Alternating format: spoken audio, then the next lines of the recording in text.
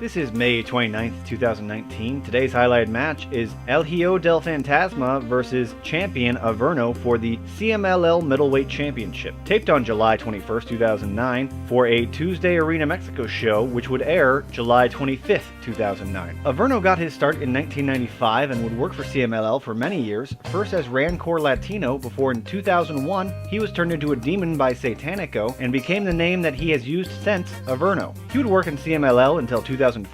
During his time in CMLL, he had 10 title reigns, oftentimes winning trios titles with his faction El Hijo de Averno. Before leaving CMLL, Averno would lose his mask at Juicio Finals in 2011 to La Mascara, who El Hijo del Fantasma teamed with plenty around this time. In AAA, he found himself as part of Los Hell Brothers early on, but has since made a new faction called OGTs, which we mentioned a week or so ago when discussing Chessmen. The group being Chessmen, Superfly, and of course Averno. Averno has not held a singles title since making the jump, but did have a good showing in 2011's Ray D. Ray's 9-man elimination match. He and OGTs, along with he and Chessmen, have also held the AAA Trios titles and the AAA Tag titles. El Hijo del Fantasma got his start in 2000 when he would have only been 16 years old. He is, as his name would imply, son of the luchador El Fantasma, who for many years has been the figurehead of the Lucha and Boxing Commission of Mexico, who are famously the people in control of the Mexican national titles and making sure people stay en masse when they lose a Lucha de Apuestas.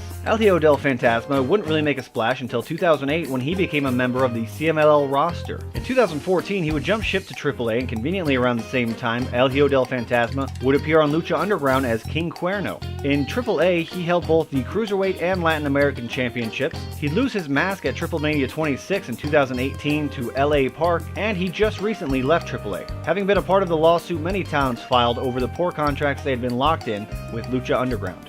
With those bios out of the way, how was the match?